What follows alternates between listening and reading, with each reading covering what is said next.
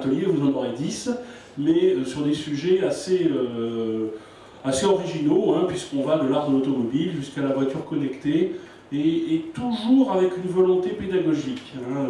Tous nos colloques sont faits pour poser des questions, expliquer des problèmes, pas forcément y répondre, puisque vous pouvez après aller plus loin avec les intervenants ou les dossiers, mais au moins essayer de clarifier. Je prends comme exemple l'histoire de la voiture connectée. On a appelé le sujet de la voiture connectée, voiture autonome, de quoi parle-t-on? Parce que c'est vrai qu'on ne sait plus où on en est, on ne comprend plus rien. Voilà. Donc là, on a différents thèmes. On a un thème aussi extrêmement intéressant sur métiers et compétences dans l'automobile. C'est très intéressant de voir beaucoup de nouvelles technologies dans l'automobile, mais il faut quand même qu'il y ait des petits jeunes qui sachent les construire et puis les réparer. Donc derrière, il y a tout un travail de fond avec l'éducation nationale qui est extrêmement important.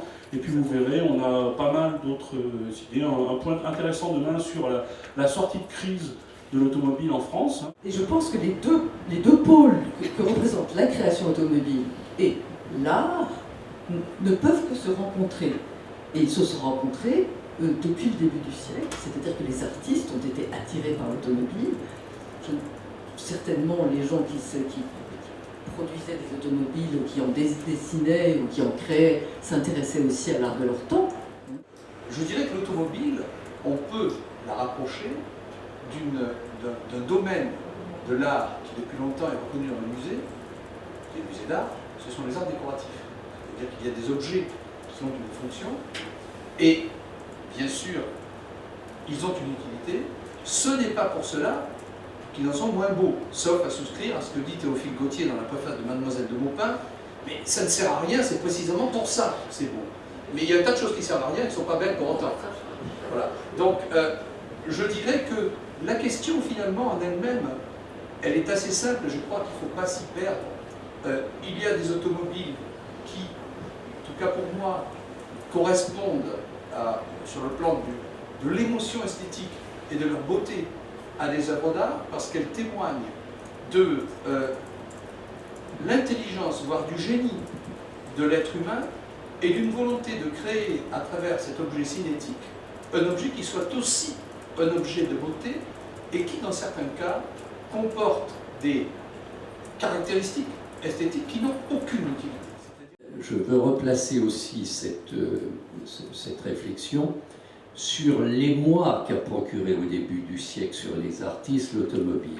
Et je vais citer le poète du mouvement futuriste italien qui, dans le Figaro, vous citiez le Figaro, de 1909, dans son manifeste, que connaît par cœur notre ami, il disait qu'une automobile de course, avec ses gros tuyaux tels des serpents à la laine explosive, une automobile de course courant sur la mitraille, est plus belle que la victoire de Samothrace.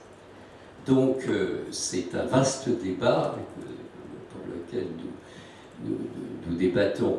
Mais autant je suis agacé quand j'entends dire que des gens que tout est politique, eh bien tout n'est pas art, c'est pas vrai, et beaucoup de voitures n'ont aucun destin ni ambition à en devenir.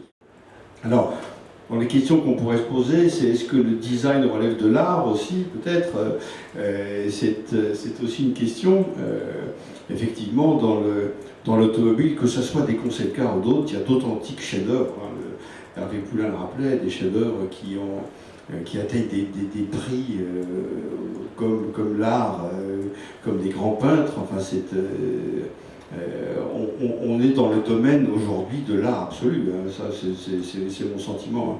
Alors, dans le domaine des concept cars, effectivement, il y a moins de contraintes, le cahier des charges des designers automobiles est moins poussé et on a une expression très libre et souvent très belle de l'automobile, et on s'aperçoit en tout cas dans le public que ces show cars, que ces concept cars font rêver et attirent énormément l'attention du public.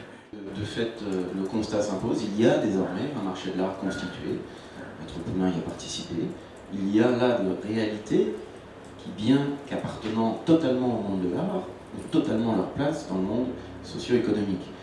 De ce point de vue, on a débroussaillé effectivement les contours de ce rapport entre, et l'idée de rapport est essentielle, parce qu'il n'y a pas une essence de cet art, mais il y a un degré d'investissement humain. Et je voudrais dire là que la définition elle est assez claire, elle vient d'être rappelée également. Il y a des arts au sens de technique, à partir du moment où il y a eh bien, un investissement en termes de savoir-faire, en termes quasiment marxistes, de travail investi dans une réalisation, de savoir-faire, eh bien, il y a un art. Ceci est indiscutable.